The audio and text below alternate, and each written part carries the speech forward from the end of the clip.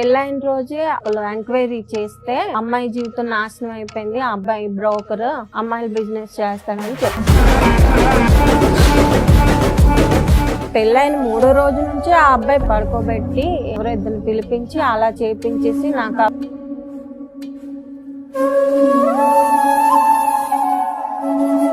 అత్త వాళ్ళకైతే చెప్పాలి. చెప్పాను మేడం. ఏమంది ఆవిడ? ఇప్పుడే కదమ్మా డబ్బులు సంపాదించుకోవాలని అన్నది.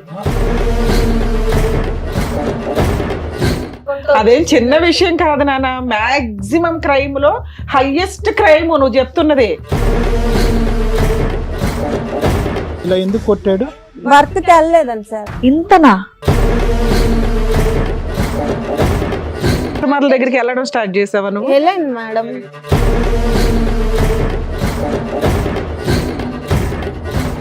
తర్వాత అతని దగ్గరికి పంపిస్తే ఎవరు పరువు తీస్తారు ఇక్కడ? మీరు ఒక క్రాక్ మనిషి వచ్చి కూర్చొని ఒక ఫేమస్ పర్సన్ గురించి మాట్లాడుతూ ఉంటే నువ్వు చెప్తున్న లిస్ట్కి మాకే కోపం వస్తుంది. వాళ్ళు దొరికితే వెళ్ళి కొట్టేసి రావాలని పోలీసులకు తెలీదా? అట్లాంటి కేసులు వదిలేస్తారు అనుకుంటున్నావా?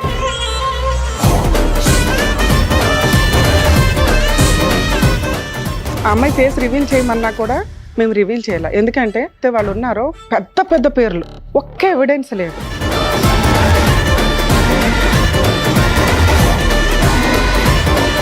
నమస్తే, సుమన్ టీవీ సమర్పిస్తున్న పద్మవ్యూహం కార్యక్రమానికి స్వాగతం. మరి ఈ కార్యక్రమంలో మనతో పాటు ఉన్నారు ప్రముఖ హైకోర్టు అడ్వకేట్ రమ్యాకుల గారు. నమస్తే మేడం. నమస్తే అండి. ప్రముఖ సైకియాట్రిస్ట్ డాక్టర్ కళ్యాణ్ చక్రవర్తి గారు. నమస్తే సార్. సార్, మేడం గారు ఆవిడ సమస్య చెప్పుకోవడానికి ఇక్కడి వరకు వచ్చారు. ఆవిడ సమస్య ఏంటో అడిగి తెలుసుకుందాం. నమస్తే అండి. నమస్తే మేడం. చెప్పండమ్మా, ఏంటి మీ సమస్య? ఇక్కడి వరకు దేనికి వచ్చారు? అయితే నాకు ముందు మ్యారేజ్ అయిపోయింది, హస్బెండ్ చనిపోయారు మేడం. ఎలా చనిపోయారు? Train accident sir. అది మాది పల్లెటూరు బాగా. యాక్సిడెంట్ సూసైడ్ అమ్మా? ఆహా లేదు, యాక్సిడెంట్. ఎలా అయింది యాక్సిడెంట్? ట్రాక్ దాటుతుండగా ట్రైన్ వచ్చి గుద్దేసింది. అదే ఊర్లో ఉన్న మనిషి ట్రైన్ ఎప్పుడు వస్తుందో కూడా గమనించకుండా దాటాడు, గుద్దింది. రైట్, చెప్పండి. అలా చనిపోయిన తర్వాత బాబుని పట్టుకొని నేను పుట్టింటికి వచ్చాను. పుట్టింటికి వచ్చిన తర్వాత మా అక్క వాళ్ళు వైజాగ్ లో ఉంటారన్నమాట. కొన్ని సంవత్సరాలు పుట్టింట్లో ఉండి తర్వాత మా అక్కల ఇంటికి వెళ్ళి నేను ఖాళీగా ఎందుకు ఉండడం, ఏదో ఒక వర్క్ చేసుకుందాం అని చెప్పి వైజాగ్ వస్తే మా అక్క పని చూసింది మేడం. అందులో 3,000కి జాయిన్ అయ్యాను. జాయిన్ అయిన తర్వాత అలా ఇలా బాబుకి బాగోపోవడం అట్లా మొక్కుకున్న తర్వాత విజయవాడకు వచ్చాను. మొక్కు తీర్చుకున్నాను, రిటర్న్ ట్రైన్ ఎక్కేసాను. ట్రైన్ ఎక్కినప్పుడు ఈయన నాకు పరిచయం అయ్యాడు. పరిచయం అయిన తర్వాత ఆ నైట్ అలా అయిపోయింది. తెల్లవారు లెగిసి అతను ఆపోజిట్ సీట్ లో కూర్చున్నారనమాట. కూర్చుంటే మేడం నా ఫోన్ కనిపించట్లేదు, ఒకసారి ఈ నంబర్ నుంచి రింగ్ ఇస్తారా అని అడిగారు. సరే అని చెప్పి నంబర్ నుంచి రింగ్ ఇచ్చాను. ఫోన్ అతని బ్యాగ్ లోనే ఉంది. సరే నా స్టేషన్ వచ్చేసింది, నేను దిగిపోయాను, అతను వెళ్ళిపోయారు. అతను ఎక్కడోడు? అతనిది విజయవాడే సార్. వైజాగ్ మ్యారేజ్ కి వచ్చాడు, పెళ్లికి వచ్చాడు. ఓకే, అతని దారి అతను వెళ్ళిపోయాడు, నువ్వు గాజువాకి వెళ్ళిపోయావు. నేను నా దారి నేను వెళ్ళిపోయాను, అతని దారి అతను వెళ్ళిపోయాడు. ఒక 3 months తర్వాత ఫోన్ చేశారు. ఎవరంటే నేనండి పవన్ అంటే నాకు తెలియదండి, రాంగ్ నంబర్ అని చెప్పి కాల్ కట్ చేసి గుర్తుపట్టలేదు మీరు? గుర్తుపట్టలేదు. ఒక 6 నెలలు 7 నెలలు పోయిన తర్వాత నాకు కాల్ చేసి, మేడం ఆ రోజు మీరు విజయవాడలో ట్రైన్ ఎక్కారు కదా, నేను పరిచయం అయ్యాను కదా మేడం, ఆ అబ్బాయిని నేను అని చెప్పారు. చెప్పిన తర్వాత మీరా చెప్పండి ఏంటి ఫోన్ చేశారంటే, మీరంటే నాకు ఇష్టం, నేను మిమ్మల్ని మ్యారేజ్ చేసుకుంటాను అన్నాడు. చేసుకుంటానంటే నాకు మ్యారేజ్ అయిందండి, ఒక బాబు ఉన్నాడు, మా హస్బెండ్ ఇలా చనిపోయారు, మీకు ఏదైనా మాట్లాడాలనుకుంటే మా అమ్మలతో మాట్లాడండి అని నేను చెప్తాను. ఇతను వైజాగ్ పెళ్లికి రావటం కాకుండా ఏమైనా పనులు చేస్తా ఉంటాడా? అవన్నీ నాకు తెలియదు అసలు. నేనేమి అతని వయసు కనుక్కున్నారా? వయసు అతనికి 28, 29 అవేం నేను అడగలేదు. కాదండి, మరి ఏం అడగనప్పుడు డైరెక్ట్ గా మా ఇంట్లోకి వచ్చి మాట్లాడడానికి మీరు ఎలా అంటారు? అట్లీస్ట్ ఆయన ఏం చేస్తారు, ఆయనకు పెళ్ళయిందా లేదా, వాళ్ళ ఇంట్లో వాళ్ళు ఏంటి, ఇవన్నీ తెలుసుకుంటారు కదా మినిమం ఇంటికి వచ్చి మాట్లాడమని చెప్పే ముందు. ఇవి నేనేమి అడగలేదు మేడం. అందరూ లవ్ అంటారు కదా మేడం, ఇతను డైరెక్ట్ గా పెళ్లి మ్యాటర్ ఎత్తారు అనేసి జెన్యున్ గా ఉన్నారు అనుకొని పెళ్లి చేసుకున్నామని అనుకున్నాను. సరే అయితే మీరు మా అమ్మలతో మాట్లాడండి, ఓకే చెప్పాక వాళ్ళు ఓకే అంటే నేను ఒప్పుకుంటానండి అంటే ఈయన వైజాగ్ వచ్చి మా అమ్మలతో మాట్లాడటం అనేది జరిగింది. మా అమ్మలు ఒప్పుకోలేదు. ఎందుకు? వాళ్ళన్నా కనుక్కున్నారా అతను ఏం చేస్తాడని? నందిగంలో మా షాప్ ఉంది, మా అన్నయ్య వాళ్ళది, అందులో సూపర్వైజర్ గా చేస్తాను, నెలకి 40,000 శాలరీ వస్తుంది అని చెప్పారు. ఏదో ఆ రోజుల్లో ఆ అలా చెప్పారు. నందిగాంలో 40,000 అంటే ఎక్కువ. మాకు పొలాలు ఉన్నాయి, ఇల్లు ఉంది, సొంత ఫ్లాట్లు ఉన్నాయి అని మా అమ్మాలకి చెప్పారు. లేదండి మేము మాకు నచ్చలేదు, మేము బ్రాహ్మణ్స్ మేడం, వాళ్ళు కుమ్మరోళ్ళు. మా అమ్మ ఒప్పుకోలేదు. ఒప్పుకోకపోతే అతను వెళ్ళిపోయారు. వెళ్ళిపోయిన తర్వాత ఇంకా మా ఇంట్లో వాళ్ళతో నేను ఫైట్ చేశాను. ఇంకా పెళ్లి చేయకుండా అలా వదిలేస్తారేంటి, ఇప్పుడైనా చేయరా అని చెప్పేసి నేను పురుగుల మందు తాగి చచ్చిపోతాను, లేదంటే పెళ్లి చేయకపోతా అని చెప్పి చాలా పెద్ద ఫైట్ చేసి ఇంట్లో వాళ్ళని మొత్తానికి ఒప్పించి అప్పుడు ఒప్పుకున్న తర్వాత మా అమ్మ మా బాబాయ్ వీళ్ళతో మాట్లాడారు. మామూలు మాట్లాడడానికి వెళ్దాం అనుకున్నాము, అక్కడ బొట్టు పెట్టించడం గట్ట అంతా జరిగిపోయింది. ఇది ఎవరు ప్రయత్నం వల్ల ఒప్పుకోవటం జరిగిందమ్మా? నా ప్రయత్నం వల్ల ఒప్పుకోవటం జరిగింది. ఎందుకు మీకు అంత ఇంట్రెస్ట్ వచ్చింది? ఊరికనే అడుగుతున్నాను. అంటే తిట్టారు, వద్దన్నారు. ఆ అబ్బాయి అలా మాట్లాడి మ్యానిపులేట్ చేశాడు సార్. ఏమన్నాడు? ఆ మాటల్లో అమాయకత్వం గట్ట అలా కనిపించింది. ఏదో నీ మీద ప్రేమ కనిపించుంటది నువ్వే లేండి. అమాయకురాలుగా ఉన్నావు, నీకు ఆయనలో అమాయకత్వం కనిపించిందా? అంటే నాకు ఆ టైంకి అలా అనిపించింది మేడం. అది టైం బ్యాడ్. మీ అమ్మ వాళ్ళు అంత ఎంక్వైరీ చేసి అబ్బాయి మంచోడు మా కాదు అమ్మ అన్నారు కదా. అంత ఎడ్యుకేషన్ పర్సన్ కాదు మేడం, ఆ, పల్లెటూరు వాళ్ళు ఎడ్యుకేటెడ్ కాదు, ఏమీ తెలియదు, కానీ కోటేశ్వరుడు 40,000 సంపాదిస్తాడు, సెకండ్ మ్యారేజ్ అయిన పిల్లకి ఇవ్వడానికి ఆలోచించేశారు. అయితే అమ్మ ఒక్క నిమిషం అమ్మా, అక్కడికంటే ముందు ఏమనుకోవద్దు. చెప్పండి. ట్రైన్ లో ఎదురు బదురు కూర్చుని ఏం మాట్లాడుకున్నారమ్మా? ఆల్మోస్ట్ ఒక అదే 3 ఎక్కడ ఏంటి అంటే మాది ఇలా వైజాగ్ అండి, మా అబ్బాయికి బాగాలేదు, సో విజయవాడ అబ్బాయి ఉన్నాడని అప్పుడే తెలుసు అతనికి. అప్పుడే తెలుసు. ఇప్పుడు నువ్వు లేటెస్ట్ గా ఏం చెప్పలేదు. చెప్పలేదు. మీ ఆయన ఏం చేస్తాడు అని అడగలేదు అతను అప్పుడు?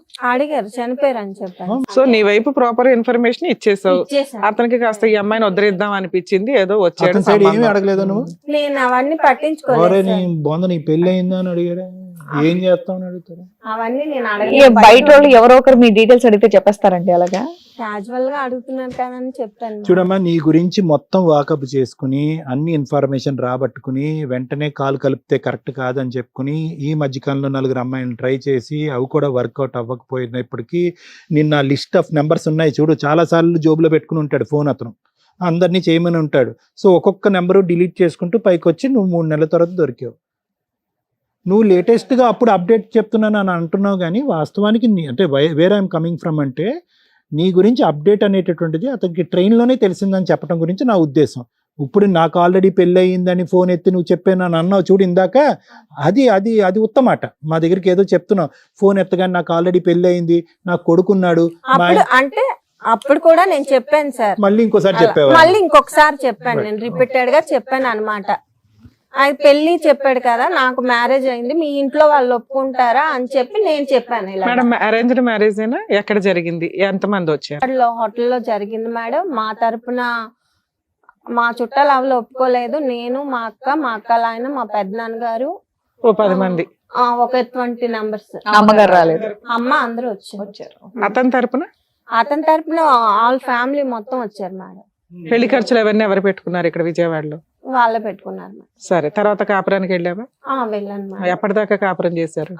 నాకు పెళ్ళైన రోజే ఆ హోటల్ చుట్టాలు ఒకళ్ళు ఎంక్వైరీ చేస్తే ఇలా అమ్మాయి జీవితం నాశనం అయిపోయింది, ఆ అబ్బాయి మంచోడు కాదు, ఆ అబ్బాయి బ్రోకర్, అమ్మాయిలు బిజినెస్ చేస్తాడని చెప్పి అప్పటికే నా మెడలో తాళి పడిపోయింది మరి.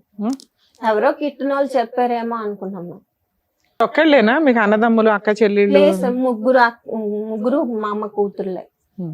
నేను మిడిల్, మా చెల్లి లాస్ట్, మా అక్క వైజాగ్. అమ్మ పెళ్లికి ముందు ఒక ఆడపిల్ల జీవితం ఆల్రెడీ ఒకసారి అంటే చెప్తున్నానమ్మా, మనం ఎక్కడో పురాతన కాలంలో లేము, లేటెస్ట్ అడ్వాన్స్ సొసైటీలోనే ఉన్నాము.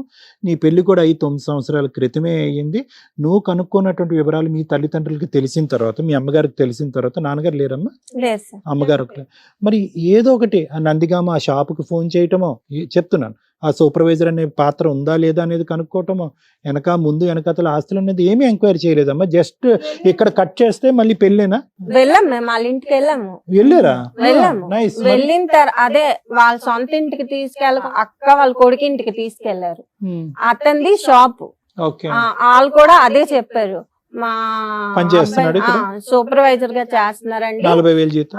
కౌలూరులో ఇల్లు చూపించారు, వాళ్ళ పొలాలు చూపించారు, అవన్నీ రైట్, చూపించారు. Okay, good good good. Marriage హాల్లోనే మ్యారేజ్ అవ్వగానే మీకు చెప్పారు కదమ్మా ఈ అబ్బాయి బిజినెస్ చేస్తాడు అని, మీరు అడిగారా అతన్ని?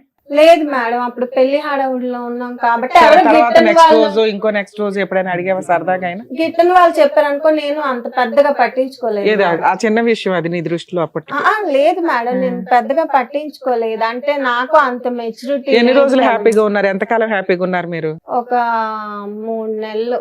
తర్వాత ఏమైంది? తర్వాత అత్త వాళ్ళ ఇంటి నుంచి బయటకు వచ్చాం మేడం. 3 నెలలు అత్తగారి ఇంట్లో ఉన్నారు. మళ్ళీ ప్రెగ్నెన్సీ గానీ అట్లా ఏమైనా వచ్చిందా? లేదు మేడం. ఓకే. అయితే మేము బయటకు వచ్చి అపార్ట్మెంట్ రెంట్ తీసుకుంటే మా అమ్మగారు సామాన్లు అన్ని కొనుక్కోవడానికి. అత్తగారింట్లో ఉన్నారు బయటికి ఎందుకు వచ్చారు? నేను అక్కడే ఉందాము, సొంత ఇల్లు ఎందుకు ఎక్కడికి వెళ్ళి రెంట్ కట్టుకోవడం అని అంటే, అప్పటికి వాళ్ళ అమ్మకి చిన్న సాంబార్ విషయం తక్కువ అయిందని కూడా ఈదులో పెట్టేశారు సార్. అప్పటికే గొడవ అయింది. మేము పెళ్ళైన 3వ రోజు నుంచి ఆ అబ్బాయి పెద్ద పెద్దగా అరవడం, వాళ్ళ అమ్మని కొట్టడం, ఈదులోకి లాగడం, వాళ్ళ అన్నయ్య అబ్బాయి మధ్యలో గొడవలు జరగడం. నీ మీదకి ఏం రాలేదు కానీ వాళ్ళ అమ్మ మీదకి అయితే వెళ్ళాడు. ఈ 3 నెలల్లో నీ మీద ఏం లేదు? నా మీదకి ఏం రాలేదు. ఉద్యోగానికి వెళ్ళేవాడు 3 నెలలు?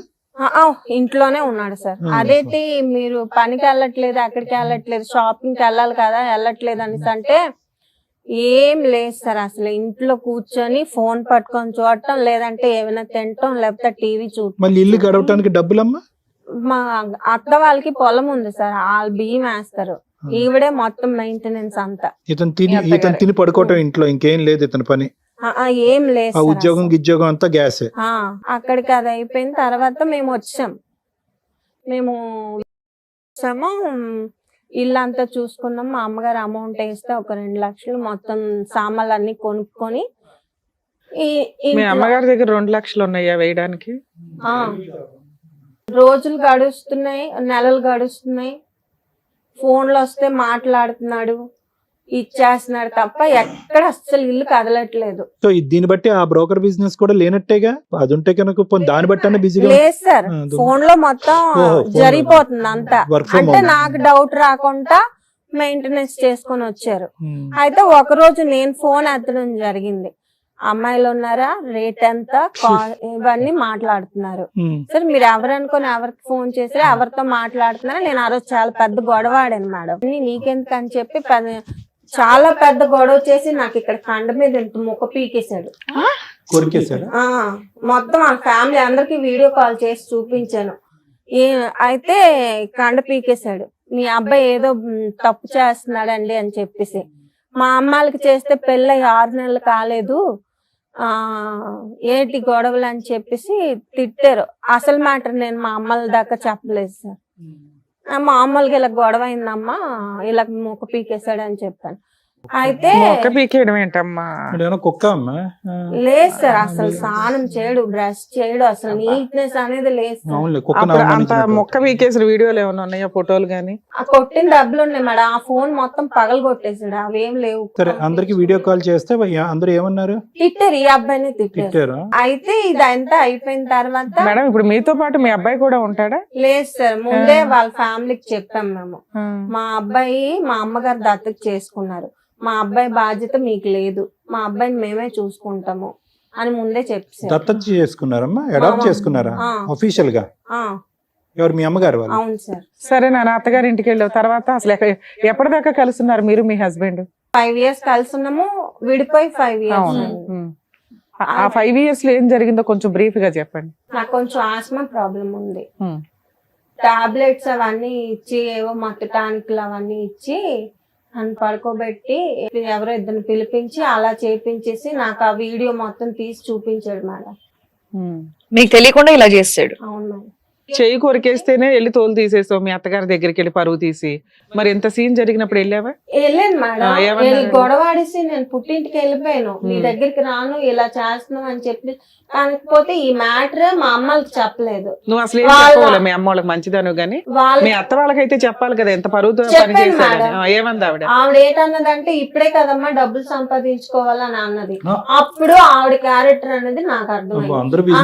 ఫ్యామిలీ అంతా ఇంతేనా అని చెప్పి అలిగి వెళ్ళిపోయావు. అలాగే నేను పుట్టింటికి వెళ్ళిపోయాను. ఒక 6 నెలలు 8 నెలల వరకు నేను రాలేదు. ఓకే. ఏ రాకపోతే కేసులు వేయలే? ఏ కేసు మీ అక్కకి గాని మీ చెల్లికి గాని మీ అమ్మకి ఎవరికి గాని చెప్పలా? చెప్పలేదు మేడం.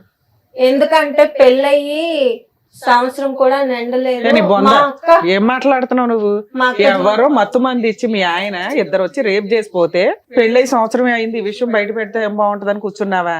అవును మేడం, మా అక్క నీకేమైనా జీవితం క్రాక్ బాలేదు. ఉందా? మా అక్క జీవితం బాగాలేదు మేడం. మా చెల్లి జీవితం అంతంత మాత్రం. మొన్నే పెళ్లి చేసాము, అంత కట్నం ఇచ్చాము, అందరినీ వద్దనుకొని పెళ్లి చేసాము. ఇప్పుడు మళ్ళీ మొగుడు దగ్గర సంవత్సరం లేకుండా అదేం చిన్న వచ్చేసిందంటే విషయం కాదు నాన్న. మాక్సిమం క్రైమ్ లో హైయెస్ట్ క్రైమ్ నువ్వు చెప్తున్నది. చిన్న విషయం లాగా చెప్తున్నావేంటి? సరే ఓకే, తర్వాత మనం అప్పుడైనా వదిలేసావా వాడిని? వదలలేదా? లేదు మేడం, మళ్ళీ ఏమో అప్పుడైనా మీరేం చిన్నపిల్ల కాదు కదమ్మా. 13 ఏళ్ళకో 14 ఏళ్ళకో అలా చేశానంటే నాకు తెలియదంటే ఏమో నమ్ముతాం కానీ అప్పటికి మీకు 25 ఏళ్ళు. ఎవరికి చెప్పాలి? మళ్ళీ వచ్చిందంట కాపురానికి. ఎందుకెళ్ళో మళ్ళీ 1 ఇయర్ తర్వాత కాపురానికి తీసుకెళ్లాడు మేడం. అంటే ఇలాంటివి నేను చేయించిన మొత్తం అన్ని డిలీట్ చేసేస్తానని చెప్పితేనే నేను నమ్మేసి అప్పుడే వెళ్ళిపోయావా? నమ్మేసి వెళ్ళిపోయాను మేడం 1 ఇయర్ తర్వాత. ఓకే అమ్మా, 1 ఇయర్ తర్వాత అయితే అదంతా డిలీట్ నీ దృష్టిలో. డిలీట్ చేసాను అని చెప్పాను నీ మేడం. క్యారెక్టర్ విషయంలో కూడా డిలీట్ పర్వాలా, పోనీలే 1 ఇయర్ అయిపోయింది కదా. లేదు మేడం, చేసావు అంటే నేను మా అమ్మని దృష్టిలో పెట్టుకొని మళ్ళీ కాపురానికి వెళ్ళడం అనేది జరిగింది. ఈ అబ్బాయి మరీ మరీ చెప్పాడు, దేవుడి మీద అన్నిటి మీద ఓట్లేదు. సరే ఏంటమ్మా, బానే ఉన్నావా? ఆ 3 ఇయర్స్ బానే ఉన్నావా? పోనీ లేదు మేడం, అక్కడి నుంచి అసలు కదా స్టార్ట్. చెప్పు అసలు కాదు, చెప్పు. నన్ను ఊరికే కొట్టడం, కస్టమర్ల దగ్గరికి వెళ్ళకపోతే టార్చర్ పెట్టడం, అతనికి నచ్చినట్టు రెడీ అయ్యడం, అన్ని అతనికి కస్టమర్ల దగ్గరికి వెళ్ళడం స్టార్ట్ చేసావా నువ్వు? అట్లా అలాగా వెళ్ళావా? వెళ్ళాను madam. Very good. Key issue okay, నువ్వు ఇక్కడ పరిగెట్టవలసినటువంటి అవసరం లేదు. ఎక్కడైతే పరిగెట్టాలో అక్కడ పరిగెట్టలేదు. నిన్ను ఎవరు ఒత్తిడి చేశారమ్మా? నిన్ను అంటే నీ క్యారెక్టర్ ఒకసారి మత్తుతో జరిగినటువంటి అంశానికి ఎంతో చితికిపోయి ఎంతో బాధపడిపోయి అక్క జీవితాన్ని, చెల్లి జీవితాన్ని, అమ్మ పరువుని కాపాడాలి అనే ఉద్దేశంతో వాళ్ళు వృత్తి ధర్మంగా భావించేటటువంటి వృత్తిలోకి నువ్వు ఇన్వాల్వ్ అయిపోయావా? అవును సార్. ఎందుకు? ఇప్పుడు అవును సార్ ఏమైనా అంటే? నాకు జరిగింది తెలిస్తే మా అమ్మగారు బతకరు సార్. ఇప్పుడు వాళ్ళిద్దరు జీవితాలు సరిగ్గా లేవు, నా జీవితం కూడా సరిగ్గా లేదని తెలిస్తే మా అమ్మగారు ఏటైపోతారని దాని దృష్టిలో పెట్టుకొని మళ్ళీ కాపురానికి వెళ్ళడం అమ్మ దేని జరిగింది. గురించి బాధపడతాదమ్మా? నాకున్నటువంటి ఒక సొంత కూతురు, ఎంతో అల్లారు ముద్దుగా పెంచినటువంటి కూతురు ఈ డాష్ వృత్తిలోకి వెళ్ళిపోయింది అనేటటువంటి పెద్ద అంశమా? లేదంటే నా మొగుడు ఇలా చేశాడు కాబట్టి నా జీవితం ఇలా పాడైందనే చెప్పేటటువంటి అంశం మీ అమ్మగారికి పెద్ద అంశం అవుతుందా? ఈ రెండిట్లో ఏది పెద్ద ఇష్యూ? ఏది పెద్ద ఇష్యూ? ఇంకేం వినక్కర్లేదు నీ కదా, నీ వ్యక్తిత్వం ఏంటి, నీ ఆలోచన ఏంటన్నది నాకు అర్థమైపోయింది. ఈ రెండిట్లో ఏ తల్లి గుండె ఎప్పుడు పగులుతుంది? ఈ విషయం తెలిసినప్పుడు పగిలిపోతుంది. నువ్వు కావాలని చేస్తే ఆవిడ గుండె పగులుతుందమ్మా. మీ ఆయన బలవంతంగా చేస్తున్నాడంటే వెళ్ళి మీ అమ్మకి చెప్పుకోవాలి కదా నువ్వు ఆ విషయం అంటున్నావు. నేను మొగ్గు చెప్పినట్టు వింటావా, అమ్మ చెప్పినట్టు వింటావా? అమ్మ నువ్వు చెప్పాలి కదా, నీ షేర్ చేసుకున్నా. వాళ్ళ కష్టాలు ఉన్నాయని అక్కనే చెల్లిని కూడా దింపావా? చీచి చూసావా, దీనికోసం మాట్లాడా. చీచి అని అనిపించింది కదా, చీచి అని మీ అమ్మకు కూడా అనిపించి వాడు తోలు తీసేసేది. ఏంటి అంత కూల్ గా మాట్లాడుతున్నావు? ఎంతకాలం నేను ఉన్నారు? కూల్ గా మాట్లాడలేదు మేడం. 5 ఇయర్స్ నుంచి ఫైట్ చేస్తున్నాను. ఏం ఫైట్ చేస్తున్నావు? 3 ఇయర్స్ అయితే కస్టమర్స్ దగ్గరికి వెళ్ళావు, సంపాదన ఏం చేసావు? అవును మేడం, మీరు నేను వెళ్ళింది చూస్తున్నారు కానీ నేను ఎందుకు వెళ్ళాల్సి అరే వచ్చిందో వెళ్ళకూడదని మేము చెప్తున్నాం. ఎందుకు వెళ్ళామని కాదు, వెళ్ళకూడదని చెప్తున్నాం. వెళ్ళకూడదంటే ఆ వీడియో పబ్లిక్ చేస్తాను అంటున్నాడు మేడం. డిలీట్ చేశాడు, డిలీట్ చేస్తేనే వెళ్తున్నాను అన్నావు కదా. నీ కంఫర్ట్ జోన్, నువ్వు అన్ని ఎట్లా డోర్లు క్లోజ్ చేసి నీ కంఫర్ట్ గా ఏది కావాలో అది చెప్తున్నావు. ఓకే పర్లా, ఒక స్త్రీకి జరగకూడని అన్యాయం నీకైతే జరిగింది. నీ పాత్ర ఎంత ఉంది, మీ ఇంట్లో వాళ్ళ పాత్ర ఎంత ఉందో, అబ్బాయి పాత్ర ఎంత ఉందో పక్కన పెడితే ఎక్కడో ఒకటి నువ్వు రియలైజ్ అవుతావు కదా. 3 ఇయర్స్ కి అయితే రియలైజ్ అయ్యావు. ఈ 3 ఇయర్స్ లో సంపాదించిన సంపాదన ఏం చేసావు? అతనికి ఇచ్చాను మేడం. ఇల్లు కొనుక్కున్నాడు, కార్ కొనుక్కున్నాడు, అన్ని కొనుక్కున్నాడు మేడం. సరే లాస్ట్ లో ఎట్లా మా అబ్బాయికి 200 ఇస్తానన్న చేతిలో రూపాయి కూడా ఇవ్వలేదు. అదే ఇంకా నాకు ఓపిక చచ్చి నేను ఇంకా చేయలేను, నాకు ఓపిక లేదు, ఇప్పటికే నా ఆరోగ్యం క్షీణించిపోయింది, నేను ఇంకా చేయలేనంటే నువ్వు చేస్తేనే నా కొంపలో ఉండు, చేయకపోతే వెళ్ళిపో. నిన్నేనా ఇలా అట్లా బిజినెస్ కోసం చాలా మంది అమ్మాయిలు మోసం చేసి పెళ్లిళ్ళు చేసుకున్నాడా? అతనికి ముందు పెళ్లి అవ్వలేదని చెప్పాడు నాకు. అతనికి పెళ్లిళ్ళు ఎందుకమ్మా? పెళ్లిళ్ళు అవసరం లేదు. బిజినెస్ చేస్తావు అనుకుంటే అమ్మాయిలు నీతో కూడా అలాగే చేయించవచ్చు కదా, పెళ్లి ఎందుకు చేసుకున్నాడు? ఆ అమ్మాయి చెప్పింది, ఆ అబ్బాయి ఇది వరకు బిజినెస్ చేసేవాడు, ఆ అబ్బాయికి నువ్వెలా పెళ్లి చేసుకున్నావు అమ్మా అనేసి. అంటే అంతా అయిపోయిన తర్వాత చెప్పితే ఏం లాభం మేడం? మొత్తం జరగాల్సిన నష్టం అంతా నాకు జరిగిపోయింది. అరే ముందు చెప్పారు, ఎంక్వైరీ చేసుకోవాలి, ఆ పెళ్లి రోజు చెప్పారు, తర్వాత 3 నెలలు నీ లైఫ్ బాగానే ఉంది. ముందు కాదమ్మా, 3 నెలలు అప్పుడే ముందు కదా 6 enquiry నెలల వరకు చేసుకోవాలా? బానే ఉంది మేడం. అత్తయ్య వాళ్ళ ఇంట్లో ఉన్నప్పుడు బానే ఉంది, బయట 3 నెలల తర్వాత బానే ఉంది. అక్కడ నుంచి నాకు ప్రాబ్లమ్స్ అనేవి స్టార్ట్ సరే నువ్వు తప్పించుకొని బయటకు వచ్చేసావు, ఊరుకున్నాడా? మంచి కస్టమర్ వెళ్ళిపోయినట్టే లెక్క కదా ఆయనకి, ఊరుకున్నాడా? లేదు మేడం. తర్వాత అతని దగ్గరికి పంపిస్తే అతనితో నేను గొడవ అదే లాస్ట్ గొడవ మాకు. అతను నన్ను కొట్టి టార్చర్ పెట్టాడు. ఆ వీడియో కూడా నా దగ్గర ఉంది మేడం. అది ఆయన మొత్తం నా ఫోన్ ఆ రోజు లాక్కొని కిందకేసి చెత్త కొట్టి అది ఎరగలేదని సుత్తితో పెట్టి మరి కొట్టి ముక్కలు చేసి నా ప్రూఫ్స్ ప్రతి ఉంది మేడం. ఇప్పుడు లేవు. మొత్తం ఇప్పుడు ఏ ప్రూఫ్స్ కూడా అతని నీతో మీద పాటు exhaust ఇంకెవరన్నా లేవు. వచ్చారా? లేదు మేడం. నువ్వు మా ఒక్కదానివే తమ్ముడు వచ్చావా? వచ్చాడు. ఒక్క నిమిషం సొంత అమ్మా, తమ్ముడా? మళ్ళీ చెప్తున్నా. అంటే మా చిన్నప్పటి నుంచి ఎదురు ఒక్క నిమిషం, మీ పేరు ఎవరు పరువు తీస్తారు ఇక్కడ? మీరు ఒక క్రాక్ మనిషి వచ్చి కూర్చొని ఒక No, we are not famous picking- person no, గురించి we are not picking up మాట్లాడతాం. any names. I'm just asking for the list of people that she's involved. అమ్మ, ఇలాంటి పెద్ద మనుషుల్లో ఎవరి పేర్లు తీయట్లేదు, ఆ మాత్రం కామన్ సెన్స్ మనకు ఎవరి పేర్లు తీయట్లేదు, ఇంకా పెద్ద పెద్ద మనుషులు ఎవరైనా ఉన్నారా నీ లిస్ట్ లో? లేరు సార్. ఇతను ఒక్కడే, ఉన్నదే చెప్పాను. అతను ఒక్కడే. అతను ఒకటి. సో ఇవన్నీ కూడా నీకు ఎక్కడా కూడా ఏ ప్రయాణం కూడా మొత్తం ఎన్ని సంవత్సరాలు అయితే నువ్వు ఫైట్ చేసావో, ఇష్టం లేక అయిష్టతోనే వెళ్ళావు, అతను అయిష్టం. బలవంతంతో వెళ్ళావు. మీ అమ్మగారికి ఈ మాట చెప్తే కనుక అమ్మ మనసు పాడైపోద్దని చెప్పి వెళ్ళావు. ఎక్కడా కూడా ఆ డబ్బులు నీకు రావటం కానీ నువ్వు వాడుకోవటం కానీ చేయలేదు. ఏమీ జరగలేదు మేడం. నాన్న ఈ 5 years లో ఏం చేశారు మీరు? కేసులు ఏమన్నా వేసారా వేశాను కోర్టులో? మేడం. ఏమేం కేసులు వేసారు? పోలీస్ స్టేషన్ కి వెళ్ళి ఇలా బిజినెస్ చేపిస్తున్నాడు అని చెప్పేసి నన్ను కొట్టిన దెబ్బలతోనే ఆ రోజు నేను పోలీస్ స్టేషన్ కి వెళ్ళాను. పోలీస్ స్టేషన్ కి వెళ్తే ఫోన్ తీసుకొని మొత్తం చూస్తే దొరికాడు. ఓకే. దొరికిన తర్వాత ఎవరు మీ హస్బెండ్ వాళ్ళ? మా హస్బెండ్ వీళ్ళంతా దొరికేశారు. ఓకే. పోలీస్ స్టేషన్ కి వెళ్ళాక 4 దెబ్బలు కొట్టి ఆ అమ్మాయిని ఇలా చేస్తావా తప్పు కదా అని చెప్పేసి 4 కొట్టి తర్వాత కౌన్సిలింగ్ పంపించారు. కలిసి ఉంచడానికి కౌన్సిలింగ్. సార్ మేడం నేను కలిసి ఉండే ప్రసక్తి లేదు మేడం, నా జీవితం నాశనం చేస్తాడు, నా జీవితం అన్యాయం అయిపోయింది. నాన్న నువ్వు ఎంతమంది లిస్ట్ చెప్పినాక కూడా వాళ్ళు కౌన్సిలింగ్ కలిపి ఉంచాలని అతను రెడ్ హ్యాండెడ్ గా దొరికిన తర్వాత కూడా కౌన్సిలింగ్ అన్నారు మేడం. ఇక్కడ ఏం జరిగింది మేడం? నాకు న్యాయం. ఇప్పుడు మీరు అన్నారు కదా మేడం నేను క్రాక్ అని. నేను క్రాక్ కాదు మేడం. నేను క్రాక్ అని నేను అనలేదమ్మా. నీకు క్రాక్ ఇలా ఎందుకు మాట్లాడుతున్నావు? సేమ్ నేను ఇక్కడ ఇప్పుడు నాకు జరిగింది నిన్ను క్రాక్ అని డిసైడ్ చేయడానికి నేనెవరు వెళ్ళలేదు కదా.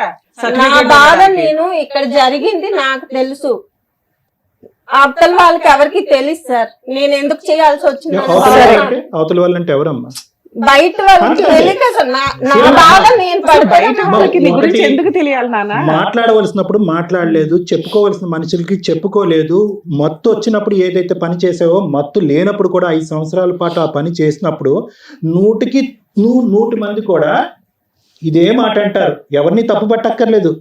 నువ్వు అనుభవించింది మీ దగ్గర ఒక ఎవిడెన్స్ లేదు, ఒక కేసు ఎఫ్ఐఆర్ అవ్వలేదు. ఇన్ని చెప్తున్నారమ్మా. మీ హస్బెండ్ మిమ్మల్ని కొట్టినట్లు ఉంటదే తప్ప ఇప్పుడు నువ్వు చూపించేవన్నీ పోలీసులకి అంత బుద్ధి లేదు అనుకున్నావా? నువ్వు చెప్తున్న లిస్ట్ కి మాకే కోపం వస్తుంది. అరే అట్లాంటి వాళ్ళు దొరికితే వెళ్ళి కొట్టేసి రావాలని. నువ్వు వచ్చి మేడం మమ్మల్ని అర్థం చేసుకోరు ఏంటండి అని మాట్లాడుతున్నావు. పోలీసులకు తెలియదా అట్లాంటి కేసులు వదిలేస్తారు అనుకుంటున్నావా? నువ్వు లిస్ట్ చూపిస్తే ఖచ్చితంగా వాళ్ళని అరెస్ట్ చేస్తారు. మీ ఆయనతో కలిసి ఉంచాలని ఏ పోలీసులు అనుకోరు. అదే నీకు జరిగింది domestic violence. Wife and husband తగదా అన్నట్లు ట్రీట్ చేశారు వాళ్ళు. సరే ఒక అడ్వకేట్ ని పెట్టుకుని వీటి మీద సీరియస్ గా ఫైట్ చేశారా? చేశాను మేడం. ఆవిడ కూడా అతని తరపు మాట్లాడింది. ఇలా ఎందుకు కొట్టాడు? వర్క్ కి వెళ్ళలేదని సార్. వర్క్ వెళ్ళలేదని ఇలా కొట్టాడా? ఇంతనా? ఎంత దారుణంగా ఒకసారి కొట్టారు. మొత్తం ఫోటోలు చూడండి సార్, ఇవి మొత్తం అన్ని కమిలిపోయి. ఇలా ఎన్నిసార్లు జరిగిందమ్మా? ఇంత చాలా సార్లు అంటే వెళ్ళినప్పుడల్లా ఈ వాయింపు. అలాగే ఆ డబ్బులకు భయపడి మా పుట్టింటికి వెళ్ళిపోయి అక్కడే ఒక 6 నెలలు 7 నెలలు ఉండేసి మళ్ళీ వచ్చేదాన్ని. మళ్ళీ సేమ్ రిపీట్. నేను వెళ్ళంటే అలా కొట్టాను. పెళ్లి ఫోటో సార్. అయ్యే బాబోయ్, అంతలానా కొట్టడం? సో ఈ కొట్టిన ఫోటోలు ఇవన్నీ ఇవి చాలా సందర్భాల్లో జరిగినాయి, కానీ ఒక సందర్భంలోనే నువ్వు ఫోటోలు తీసుకుని ఇందులో పెట్టావు. అంటే నేను మా అక్క వాళ్ళకి పంపడం జరిగింది సార్. నాకాడ ఫోన్ లేదు కదా అప్పుడు. అవి పంపడం జరిగింది. అయ్యే వాళ్ళ గూగుల్ ఐడి నుంచి తీసి నాకు ఇచ్చారు. కానీ ఎటు వచ్చి ఏంటంటే ఆ ఫోటోకి వీడియో కూడా ఉంది సార్ కొట్టినట్టు. ఆ రోజు కొట్టినప్పుడు వీడియో మేడం చూడండి. ఫోన్ లో కూడా మాట్లాడుతున్నాను.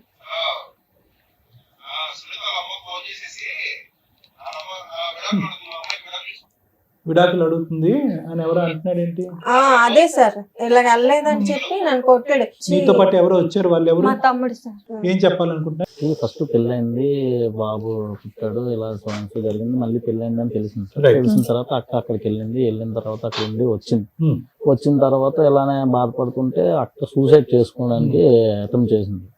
చేసిన తర్వాత వాళ్ళ అబ్బాయి మాకు చెప్పాడు, ఇలా అమ్మ సూసైడ్ చేసుకుందంటే ఎందువల్ల ఏంటంటే అప్పుడు మొత్తం అన్ని అడిగితే చెప్పింది ఇలా.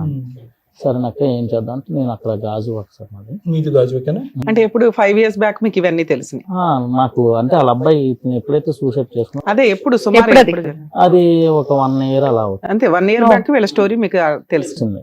తెలిసిన తర్వాత అబ్బాయి ఇలా చెప్తే మేము వెళ్ళిన తర్వాత జరిగింది, ఇలా సూసైడ్ ఎందుకు చేసుకున్నాం అక్క ఏటక్క అంటే. అప్పటికి విడిపోయి 4 years అవుతుంది కదా, మర్చిపోయి ఉంటది. అప్పుడు ఎందుకు చేసుకుంది సూసైడ్ ఐటమ్? అంటే అతని కోసం తిరిగి ఒక్క నిమిషం తమ్ముడు, ఒక 2 నిమిషాలు ఆగండి. సూసైడ్ ఎప్పుడు చేసుకున్నావు? అటెంప్ట్ ఎప్పుడు చేశారు? 1 year అవుతుంది సార్. 2 సార్లు చేశాను సూసైడ్ అటెంప్ట్. ఎందుకు ఇప్పుడు ఈ మధ్యకాలంలో ఎందుకు చేస్తున్నారు? 5 సంవత్సరాల నుంచి పోలీస్ స్టేషన్లు ఏంటి, దిశ కేసులు ఏంటి, మహిళా మండలి తిరిగి ఏంటి, అలసిపోయావు ఇంకా నాకు ఎక్కడ న్యాయం జరగలేదు అనిపించి నేను సూసైడ్ అటెంప్ట్ చేశాను. కదమ్మా, ఏం న్యాయం, ఏం కేసులు, ఏంటి గొడవ? అదే సార్, ఇప్పుడు ఏదైనా సరే 498 కడతాను అంటున్నారు, ఈ కేసు కట్టను అంటున్నారు. మీకు ఏం కావాలి ఇప్పుడు? ఆయన నుంచి ఏం కావాలి? ఏం ఎక్స్పెక్ట్ చేస్తున్నారు? నాకు డబ్బులు మ్యాటర్ కాదు మేడం, అతనికి నాకు నా జీవితం నేను అన్యాయం అయిపోయినందుకే అతనికి శిక్ష పడాలి. శిక్ష పడాలా లేదంటే కంపెన్సేషన్ ఇవ్వాలా ఏంటి? నాకు అర్థం Compensation- కాంపెన్సేషన్ అతనే ఇస్తాను అంటున్నారు. అంటే వీళ్ళు కట్నం కింద ఫస్ట్ పెళ్ళైనప్పుడు ఒక 5 లక్షలు, దాని తర్వాత మధ్యలో 2 లక్షలు ఆయన కారు కొనడానికి ఏదో 4 కోట్లు ఇచ్చి పెట్టారంట. అవన్నీ నేను కూడా ఫోన్ లో మాట్లాడాను సార్. అతనితో మాట్లాడితే ఏమన్నారంటే నేను ఒక 5 లక్షలు ఉన్న 1 తులం బంగారం ఇవ్వగలను, నేను అంతకన్నా ఇవ్వలేను అంటున్నాడు అతను. ఏది డైవర్స్ ఇవ్వడానికి? డైవర్స్ డైవర్స్ అడుగుతున్నారు. ఇప్పటికి 5 years నుంచి మరి మీకోసం ఇలా చేశారంట కదంటే తిరిగారు, నా అమ్మాయి స్టేషన్ లో కంప్లైంట్ ఇచ్చింది, చేశారు, చెందారు అని చెప్పారు. ఇవన్నీ మీరు ఎప్పుడైనా సిట్టింగ్ కూర్చొని మాట్లాడారా ఫోన్ లో గానీ? ఫోన్ లో బిజినెస్ చేయించావా అని అడిగారా? అవన్నీ మేము అడిగితే మీరు చూసారా, చెందారా అని అడుగుతున్నారు. సో అతనైతే ఒప్పుకోవట్లేదు, ఆ వ్యాపారం అది ఈ అమ్మాయి చేత చేయించినట్టు ఒప్పుకోవట్లేదు. ఒప్పుకోలేదండి. కాకపోతే ఈవిడ మెసేజ్లు చేసేది వీళ్ళతో వాళ్ళతో మాట్లాడేది అని చెప్పేసి నాకు చెప్పాడు. చెప్తే నేను అడిగాను ఆవిడ చదువుకుందా అని అడిగాను, చదువుకోలేదు అన్నాడు. అంటే ఆవిడ చదువుకోలేదని మాకు తెలుసు అండి. ఆవిడ చదువుకోకుండా ఆవిడ ఎలా మెసేజ్లు చేస్తుందని అడిగాను. ఆయన ఏంచి అది కాదు ఇది కాదు అంటే అప్పటికి మాకు ఇవి చెప్పింది ఇలా బేసికలీ ఏంటంటే ఈ అమ్మాయి మీద అతనికి అనుమానం అనేది ఒకటి ఉంది. లేదు సార్, మరి మెసేజ్లు అంటే తనే మెసేజ్లు చేయిస్తూ ఉంటాడు అనమాట. ఇప్పుడు మీరు ఉన్నారు సార్, ఎగ్జాంపుల్ మీ నంబర్ తన దగ్గర ఉంటుంది, తనే ట్రాప్ చేయిస్తాడు అనమాట. ఫోన్ చేయించి మాట్లాడించడం చేయడం ఇంట్లో మొత్తం అన్నిటి కోసం అలా చేయించేవాడు ఇదేదని చెప్పేసి చెప్పిందా. ఓకే నీకు ఇంత జరిగినప్పుడు ఎందుకమ్మా, మనకు ఎవరికైనా ఒక్కరికైనా చెప్పాలి కదంటే చెప్తే ఇలా ఉంది, నాకు ఆ వీడియోతో బ్లాక్ మెయిల్ చేస్తున్నాడు 1-10 సార్లు. ఏరుకోరి మరి సరే నేను చేసుకుంటాను పట్టుబట్టి చేసుకున్నాను. చేసుకున్న తర్వాత ఇలా జరిగితే మళ్ళీ నాకు ఇబ్బందే కదా, నేను ఇంక అందుకే ఉండిపోయాను. మాకు అప్పుడు ఇలా జరిగిన తర్వాత తెలిసిన తర్వాత నేను అడిగితే అప్పుడు నేను మొన్న రీసెంట్ గా ఒక 4 months అలా అవుతుంది మేడం, నేను మాట్లాడాను ఫోన్ లో. ఇలా ఉందంట కదండి, ఎందుకు ఇది ఒకసారి చూసి మాట్లాడండి, ఏంటంటే తీసుకెళ్తారంటే నేను తీసుకెళ్ళొచ్చాను. ఇప్పటికి 5 years కూడా ఇక్కడే రెంట్ కి ఉండేది, ఆ పక్కనే దగ్గరలోనే ఉండేది. అంతా ఫైట్ చేసుకుని మహిళా మండలి దగ్గరికి వెళ్ళి. ఎప్పటిదాకా ఉంది విజయవాడలో? 1 year వరకు. 1 year వరకు విజయవాడలోనే. మరి ఇందాక అడిగితే 5 years నుంచి వాళ్ళ అక్క దగ్గర ఉంటున్నాను ఆవిడ పోషిస్తున్నారు. 1 year నుంచి 4 years వదిలేసి నువ్వు విజయవాడలో ఇండివిడువల్ గా ఉన్నావు. 5 years ఎలా ఉన్నావు? డబ్బులు ఎక్కడే? మా అమ్మ వాళ్ళు వేసారు మేడం. అమ్మ పోషించేదమ్మా ఇంతకాలం, ఇప్పటికి మీరు కూడా ఒక్కరే ఉన్నారా? అవును మీరు మేడం. ఒక్కరే అక్కడ ఎందుకు ఉన్నారు మరి? అది అమ్మ వాళ్ళ దగ్గర వెళ్ళాల్సింది కదా. అమ్మ కేసుల గురించా? అమ్మ వాళ్ళకి అన్ని తెలిసిపోతాయి అని చెప్పేసి నాకు భయం వేసి. మీ ఆయనతో ఉన్నట్టే తెలుసా మీ అమ్మ వాళ్ళకి? లేదు మేడం, వదిలేసాను. నువ్వు మా ఇంటికి రాకు, మొగుడిని వదిలేసి వస్తే నా ఇంటికి ఎందుకు వస్తావు, నువ్వు ఎక్కడైతే కానీ డబ్బులు పంపిస్తుంది మా మీ అమ్మ. ఇంటికి రాక అని చెప్పింది మేడం. సో విడిగా ఉండటానికి నీ మట్టుకు నువ్వు ఉండటానికి ఇంటికైతే అడుగు పెట్టద్దు, ఇక్కడ పరువు పోద్దు కాబట్టి అక్కడ పోషణ నిమిత్తం డబ్బులు పంపిస్తున్నావు. డబ్బులు పంపించి బాబుని తన దగ్గర పెట్టుకుంది, అంతే కదమ్మా? బాబు వస్తూ ఉండేవాడు అంతా, వెళ్తూ చూస్తూ వస్తూ ఉండేవాడు. ఒక సడన్ గా బాబు ఉంటున్నప్పుడే తిని ఇలా చేసింది. చేసిన తర్వాత మాకు అప్పుడు ఆ బాబు చెప్పాడు ఇలా ఉందని, ఇలా జరిగింది అంటే అప్పుడే అలా అక్కలు అందరూ వెళ్ళి తీసుకొని వచ్చారు. వచ్చిన తర్వాత అక్కడ నుంచి ఇల్లు ఖాళీ చేసిన తర్వాత అసలు ఏం జరిగింది ఏంటంటే ఎవరికి చెప్పట్లేదు. చెప్పమ్మా పర్వాలేదు, నేను మరి మీ తమ్ముడు మీ అబ్బాయి బాబులు అంటున్నాయి కదా, నాకు చెప్పక్క పర్వాలేదు అంటే అప్పుడు ఇలా ఉంది తమ్ముడు, ఎవరికి ఏం చేయలేకపోతున్నాము, ఏం చెప్పాలో కూడా తెలియట్లేదు మాకని. అప్పుడు నేను 4 నెలల క్రితం మాట్లాడితే తను చెప్తున్నాడు, నేనైతే ఒక 5 లక్షలు ఇస్తాను, ఒక తులం బంగారం ఇస్తాను, నాకు ఇచ్చారు ఓకే, నాకు అక్కడ లేవు, ఇప్పుడు ఏం చేయమంటారు, నేను ఎంత అయితే ఇవ్వగలరు, లేకపోతే లేదు. నేను కాంపోజిషన్ అయితే అడగట్లేదు, నాకు డబ్బులు వద్దు, మరి ఏం నాకు ఇలా కావాలి జరిగినందుకు ఆడికి తగ్గ శిక్ష పడాలి అంటున్నాడు. ఈ స్టేజ్ మీదకి ఎవరు తీసుకొచ్చారు అమ్మాయిని? తను తనే మాట్లాడి వచ్చిందా? ఇక్కడ ఎవరు వాళ్ళని శిక్షిస్తారు అనుకుంటున్నారు? ఇప్పుడు మీ వీడియోస్ అన్ని చూస్తూ ఉంటే అందరికి తెలుసు కదా నాకు న్యాయం జరుగుతుంది అనే కదా. ఏ న్యాయం సార్? పోలీసుల దగ్గరికి వెళ్ళింది, అడ్వకేట్ల దగ్గరికి వెళ్ళింది, వాళ్ళు చెయ్యని న్యాయం ఈ స్టేజ్ మీద రమ్య గారు అయితే చెయ్యరు కదా. శిక్ష అంటే ఏం శిక్ష పడాలి అంటే నాకు తెలియక అడుగుతున్నాను, సారీ. నువ్వు పడినటువంటి వేదన బాధ మామూలుది కాదు. ఒక పక్క నుంచి అమ్మకి చెప్పుకోలేక భర్త ఇలాంటోడు అని చెప్పి నరకం, నువ్వు అనిపించింది నరకం, అది నాకు అర్థం అవుతుంది. ఆ పోరాటం గురించి ఈ పుట్టింటికి వెళ్ళలేక అత్తింటి దగ్గరే, అదే మీ ఆయన ఇంటి పక్కనే ఒక ఇల్లు తీసుకుని ఆ అమ్మకి ఇప్పటికీ కూడా నేను ఇక్కడే ఉండిపోతానమ్మా, నేను గెలవాలని, నార్మల్ టార్చర్ కాదమ్మా, it's very heavy hearted. But what can we do? ఏంటి శిక్ష అంటే ఏంటి? ఈ పాటికి నువ్వు చాలా పోలీస్ స్టేషన్లు, చాలా అందరి మాటలు అన్నీ విన్నావు కదా, ఏ విధంగా శిక్ష పడుతుంది ఇలాంటి వాళ్ళకి? ఏంటి శిక్ష? 498 కేసు పెడతానంటున్నారు మేడం. ఒక్క నిమిషం తమ్ముడు. 498 కేసు పెడితే నాకు న్యాయం ఎక్కడ అవును, దానికి జరుగుతుంది? ఇలా మించిన ఇల్లు శిక్ష, అలా వచ్చేస్తారు కదా దానికి మించిన మేడం. శిక్ష ఏంటి? ఆడిని నరికేసే శిక్ష ఏంటి?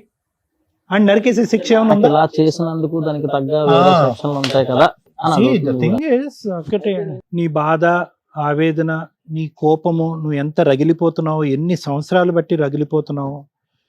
ఎందుకంటే ఇలాంటి అంశాల గురించి బహుశా ఒక స్త్రీ ఎక్కడో చోట విసిగి వేసారిపోయి ఈ అమ్మాయి వాడు కల్మకాడు పోతాడని చెప్పి వదిలేస్తాడు.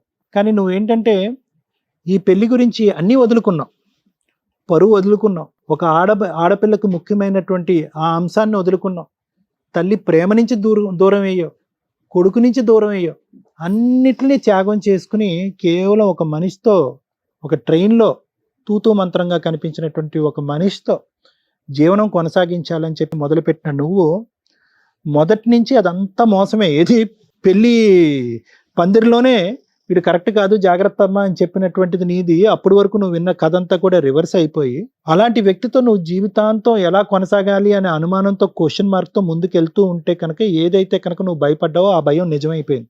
ఓకే, కానీ ఇక్కడ ఉన్న విచిత్రం ఏంటంటే కనుక మేము కూడా రేర్గా, నేను ఓకే మేడం వాళ్ళ సంగతి నాకు తెలియదు, నేను కూడా ఇటువంటి రేరెస్ట్ ఆఫ్ రేర్ సిచ్యువేషన్ నేను చూడలేదమ్మా. నీ వైపు అసలు వేలెత్తి చూపెట్టే ధైర్యం ఎవరికీ ఉండకూడదు, చూపెట్టకూడదు కూడా. ఎందుకంటే కనుక నువ్వు ఎందుకు ఇక్కడ పని లేక కూర్చున్నావా? డబ్బుల గురించి కూర్చున్నావా? ఎంత ఇస్తాడు మా ఆయన? 3 కాదు 4 ఇవ్వాలి, 4 కాదు 5 కావాలి, 5 కావాలి, 10 గురించి, బేరాల గురించి కాదుగా. నీ మనసులో రగిలిపోతున్న ఆవేదన, వేదన ఏదైతే ఉందో, సపోర్ట్ సిస్టమ్ లేనటువంటి ఒక ఆడపిల్ల ఇక్కడ వచ్చి కూర్చుంది. చాలా ఈజీగా ఇప్పుడు మనం అనొచ్చు, ఓకే ఎస్, వెనక ముందు చూసుకోకుండా వాడెవడు, వాడి కెరీర్ ఏంటి, వాడు ఏంటి అనేది కనుక్కోకుండా ఎలాగమ్మా అంత గుడ్డిగా వెళ్ళిపోయి ఎలా పెళ్లి చేసుకో అని చెప్పి రెట్రోస్పెక్ట్గా మనం అడగవలసినటువంటి. ఇందాక నుంచి నేను చూస్తుంటే నాకు బాధ జాలే వస్తుంది. అరే ఎందుకు కొద్దిగా కనుక్కుని ఉంటే కనుక జీవితం ఇంకొద్ది బాగుండేదేమో అనేటటువంటి ఆలోచన కూడా వస్తుంది. దానికి మించి అసలు కోపం రావట్లే. ఇన్ఫ్యాక్ట్ నువ్వు ఎందుకు ఇంత కోపపడుతున్నావు అనేది అర్థమైంది. ఎందుకంటే ఇలాంటిది ఒకసారి మత్తిచ్చి ఇలా చేయగానే వాడు పీకి ప్యాకెట్ ఆడి ఉండేవారు. అమ్మకి చెప్పో, లేదంటే ఇలాంటి పెద్ద మనుషులు ఇలాంటి కుర్రోళ్ళని తీసుకొచ్చి దబదబా అని కొట్టుండేవారు. కానీ నువ్వేం చేసావంటే కనుక అమ్మ పరువు పోకూడదు, అక్క జీవితం నాశనం అవ్వకూడదు, చెల్లి జీవితం నాశనం అవ్వకూడదు. కాబట్టి ఏదో విధంగా ఈ రోజు కాకపోతే రేపైనా మొగుడు అనేవాడు మారుతాడు కదా, దయదలుస్తాడు కదా, అలవాట్లు మార్చుకుంటాడు కదా అనేటటువంటి ఒక్క ఆశతో నువ్వు వెనక్కి వెళ్ళావు. వెనక్కి వెళ్ళిన తర్వాత నీకేం కొత్తగా ప్రపంచం ఏం కనిపించలేదు. వాడు ఏదైతే అన్నాడు, సంతకాలు పెట్టిస్తాను, ఇది మానేస్తాను, అది తీసేస్తాను అంది, అదంతా గ్యాస్ అని నీకు ముందే తెలుసు. వెనక్కి వెళ్ళావు. వెనక్కి వెళ్ళిన తర్వాత ఏం మారింది? ఏం మారలేదు. నేను ఎందుకు ఆశ్చర్యపడుతున్నాను, ఇలాంటి కేసు నేను చూడలేదని అంటున్నానంటే కనుక, సెకండ్ టైం ఎప్పుడైతే కనుక నీ జీవితంలో అన్యాయం జరిగి, ఇది బలవంతంగా కాదు, ఇది నీ వృత్తి ధర్మం, నువ్వు బయటకు వెళ్తే కనుక నేను కొడతాను, చంపుతాను, నరుకుతాను అని చెప్పి నిన్ను ఒక ఉచ్చులో పెడుతున్నాడు చూడు, అప్పుడు గాల్లోకి ఎగిరి తన్ని పారిపోయినటువంటి 98 మంది ఆడవాళ్ళని చూశాను. కానీ ఇలా పారిపోలేకుండా అదే కుంపట్లో దహనమైపోతూ, అమ్మ పరువు తీయకూడదు, అమ్మని బాధ పెట్టకూడదు, చెల్లిని అక్కని బాధ పెట్టకూడదు, కొడుకు ముందు తలదించుకునే పరిస్థితి ఉండకూడదు. నాకంటూ కూడా ఒక పెళ్లి జరిగితే కనుక, అది కూడా తెలిసి తెలియక ఆ పెళ్లి జరిగితే కనుక రెండో పెళ్లిలోంచి నేను పారిపోవటం కరెక్ట్ కాదు అని చెప్పి అక్కడే పడున్నావు చూడు, అది నేను ఎక్కడ చూడనటువంటి ఒక అంశం. నువ్వు ఇప్పుడు వరకు చెప్పినవన్నీ వాస్తవాలు అయితే కనుక, వాస్తవాలనే అనుకుంటున్నాను, నీ కళ్ళుని స్టడీ చేస్తున్నాను నేను, ఓకే అది పక్కన పెట్టము. ఎక్కడ తప్పు జరిగిందమ్మా? ఏంటి నాకు నిజంగా అసలు ఫస్ట్ స్టార్టింగ్ చెప్తూనే నాకు మైండ్ బ్లోయింగ్. ఏంటి 2002లోని 2003లోని ఒక రైల్వే ఉద్యోగం చేస్తున్నటువంటి ఒక స్త్రీ, అంటే ఎంతో కొంత చదువుకుంది, ఎంతో కొంత అవగాహన ఉంది, పట్టణ ప్రాంతంలో ఉంది, ఒక 10 సంవత్సరాల పిల్లకి, ఒక 15 సంవత్సరాల కుర్రోడికి పెళ్లి చేయటం ఏంటమ్మా? ఎక్కడ? అప్పట్లో నానమ్మ గారు చనిపోతారు అని చెప్పేసి నా సరే ముందే పెళ్లి వాట్ ఎవర్ ఇట్ ఇస్ అమ్మ, జరగాలని ఏ పరిస్థితుల్లో, ఒక 2 నిమిషాలు నా మాట విని, ఏ పరిస్థితుల్లో అంటే ఎక్కడ నీ మనసు గాడి తప్పింది, ఎక్కడ నీ ఆలోచన వైఖరి గాడి తప్పింది, ఎక్కడ ఈ ఉచ్చులోంచి సరైనటువంటి సమయంలోని సందర్భంలోని ఆలోచనలోంచి బయట పడలేకపోయేవి అనేటటువంటి దాని యొక్క పునాది అక్కడ ఉందని చెప్తున్నాను. ఎవరు ఏ పరిస్థితుల్లో ఏ ఆలోచన వల్ల చేశారనేది నాకు పద. అక్కడ ఏంటి, మనకు టిక్ బాక్స్లో ఒక ఆడపిల్లకి జరగకుంది, ఆల్రెడీ ఒక మ్యారేజ్ జరిగిపోయింది, రెండోది ఒక కొడుకు పుట్టేశాడు, మూడోది ఒక భర్త రైల్వే ట్రాక్ దగ్గర చనిపోయాడు, అయిపోయినాయి, అన్నీ అయిపోయినాయి. ఏవైతే కనుక ఒక మనిషి బహుశా 100 సంవత్సరాల పాటు కూడా చూడనటువంటి ఒక కథ ఏదైతే నీ జీవితంలో ఉండకూడదో, అది 15-14 సంవత్సరాలకి నువ్వు మొత్తం అంతా చూసావని చెప్పడం నా ఉద్దేశం. సో దాంతో ఏమైందంటే కనుక ఒక ఆడపిల్లకి ఆటోమేటిక్గా ఒక అభద్రత, అక్కడి నుంచి 10 years పాటు జర్నీ కింద మీద పడి ఏవైతే చూడకూడదో, ఏవైతే వినకూడదో తెలిసి తెలియనటువంటి వయసులో ఒక కొడుకుని ఎత్తుకుని ఆ ఊరు ప్రాంతంలో తిరిగేటప్పటికి ఈ అమ్మాయి ఏంటి ఇలా ఉంది, ఈ అమ్మాయికి మళ్ళీ పెళ్లి చేయరా, పెళ్లి చేస్తే కనుక ఉంటుంది కదా అని చెప్పి రకరకాల మాటలు వినేటప్పటికి ఎక్కడో చోట నీకు ఆ పెళ్లి అనేటటువంటి ఒక ఆశ చిగురించింది. ఇక్కడే తొందరపాటుతనం అమ్మా, ఇక్కడే తొందరపాటుతనం. ఎక్కడైతే కనుక ఏవైతే ఎంక్వైరీ చేయలేదో, అరే ఇదేంటి అన్ని బ్యాడే, అన్ని మైనస్ మార్కులే, కర్మ సిద్ధాంతం మనం నమ్ముకుంటాం కదా, ఎవరు కర్మ అనలేదు, అంతా ఆడపిల్లే. అరే ఈ అమ్మాయికి చిన్న వయసులోనే పెళ్లి అయిపోయింది, చిన్న వయసులోనే కొడుకు పుట్టేశాడు, చిన్న పైన దురదృష్టవంతరాలు కాబట్టి చిన్న వయసులోనే భర్తను కూడా పోగొట్టుకున్నాడు అనేటటువంటి సమాజంలో ఈ తొందరపాటుతనం అనేది వస్తుంది అనమాట. అర్జెంటుగా ఎమర్జెన్సీగా 100 నెంబర్కో 108 నెంబర్కో కాల్ చేసినంత స్పీడ్గా పెళ్లి చేసేయాలి అంతే. అరే ఈ అమ్మాయి వచ్చింది, ఇక్కడ కూర్చుంది, ఎవరో రైల్వే స్టేషన్లో కనిపించినటువంటి ఒక అబ్బాయితో ఒక 4 గంటల పాటు జర్నీ చేసి ఫోన్ నెంబర్లు ఎక్స్చేంజ్ చేసుకుంది, ఈ లోపల వాడు వెంటపడ్డాడు, వేధించాడు. వీడు ఎవడు అసలు వీడు పనికి వస్తాడా, పనికిరాడా? ఒకసారి ఆల్రెడీ నరక కోపంలో తోసేసినటువంటి ఈ ఆడపిల్లని మళ్ళీ ఇలాగ ఇంకోసారి నరక కోపంలో మనం తోసేయాలనేటటువంటిది ఒక్కలైనా కూడా ఇంగితంగా ఆలోచించుంటే ఈరోజు నువ్వు ఇక్కడ మాకు కూర్చోవమ్మా. అభద్రత, ఆలోచన లేకపోవటం, తొందరపాటుతనం, ఆల్రెడీ పెళ్ళయి దురదృష్టవంతరాలు అయినటువంటి ఆడపిల్ల యొక్క తలరాత మళ్ళీ ఇంకొకసారి రాసేయాలి, మనం అర్జెంటుగా రాసేసేయాలి. ఆ అమ్మాయికి ఇంకో అవకాశం ఇవ్వకూడదు, ఆలోచించే. సరే నువ్వు నేనే ఒప్పించానని అని చెప్పి నీ నెత్తిమే భారం వేసుకొని, ఎస్ నీ అభద్రత అలాంటిది, నీకు మాత్రం ఆ మనిషి గురించి ఏం తెలుసు అని చెప్పి నువ్వు బలవంతంగా ఈ తల్లిదండ్రులకి, నీకు ఒకటే లాజిక్, యూజువల్గా ఐ లవ్ యూ అని వస్తాడు కదా ఎవడన్నా, అలా కాకుండా I want to marry you అని వచ్చాడు అనేటటువంటి ఒక్క లాజిక్ పట్టేసుకుని, అబ్బా 100 మంది మగాళ్ళు ఈడే మగాడు రా బాబు అని చెప్పి నువ్వు పెళ్లికన్నీ సై అన్నావు. వీళ్ళేదో పైకి వెళ్ళి అక్కడ ఏదో ఎంక్వైరీలు చేశారు, అందరూ ఒక దొంగల ముఠాను రెడీ చేశాడు, అందరూ దొంగల ముఠా అంతా కూడా ఎస్ అని అన్నారు, అందరూ వాడికి మార్కులు వేశారు, ఆ పొలం నాది, ఆ ఇల్లు నాది అంటే నాదే అనుకున్నారు. ఒక కాగితం లేదు, ఒక పత్రం లేదు, ఒక ఎంక్వైరీ లేదు, గడిదిగుడ్డు లేదు. పెళ్ళినటువంటి మర్నాడు నుంచి వాడి ఇంట్లోంచే వర్క్ ఫ్రమ్ హోమ్. సో ఏదైతే కథ మొదటి నుంచి ఉందమ్మా, ఈ కథ యొక్క పూర్వాపరాలు వేర్లు కింద నుంచి ఉన్నాయి. నువ్వు అందులో భగ్నం అయిపోయావు, దహించిపోయావు, కోపం వచ్చింది, అసహ్యం వేచింది, చేదరించుకుంది, కానీ పరువు కాపాడాలి, వెనక్కి వెళ్తే తల్లి స్వీకరించదు కాబట్టి అక్కడ దహనం అయిపోయావు. కాదనట్లే, ఇదంతా జరిగిందమ్మా. నరకం టార్చర్ తప్ప నీ జీవితం ఏం చూడలే. నిజంగా నేను చెప్తున్నా, 10 సంవత్సరాలు అప్పుడు మొదలైనటువంటి నేను నరకం ఇంకా 34 సంవత్సరాలు ఇంకా ఎండ్ అవ్వలే, నెవర్ ఎండింగ్ స్టోరీ. కానీ ఇక్కడ ఎండ్ చేసుకోవాలా లేదా అనేటటువంటిది నీ చేతుల్లో ఉంది. నువ్వు డిప్రెషన్లో ఉన్నావు, బాధపడుతున్నావు, లోపల కుంగిపోతున్నావు, నీకు సపోర్ట్ సిస్టమ్ లేదు. నా అనేటటువంటి వాళ్ళు ఈ ఊరు వెళ్తే కనుక 100 మంది ఉన్నా కూడా ఆ నా అనే వాళ్ళు పక్కన లేరు. కడుపులో పెట్టుకుని దాచుకున్నావు. నేను ఇలాంటి వృత్తిని నమ్ముకుని ఇలాంటి బలవంతంగా ఇటువంటి వృత్తిలో ఉన్నాను అని చెప్పి సిగ్గుతో మాట చెప్పుకోలేక, బయటకు చెప్పుకోలేక, ఇప్పుడు నీ కొడుకు అంత అయ్యి ఉంటాడుగా 21 years. ఏంటమ్మా అని ఆడి నోటి అంటే ఎక్కడ మాట వస్తుంది?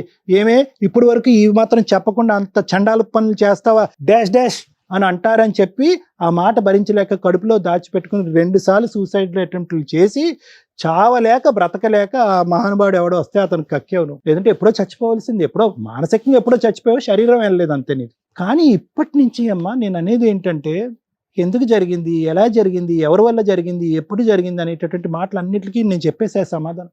ఆడికి దండించాలి అనేటటువంటి ఆలోచనతో నిన్ను ఇంకా జీవితాంతం దండించుకోకమ్మా. నేను ఒక సైకియాట్రిస్ట్ని, ఓకే, నేను పోలీస్ వ్యవహారాలు ఇంకో విధంగా నేను మాట్లాడను.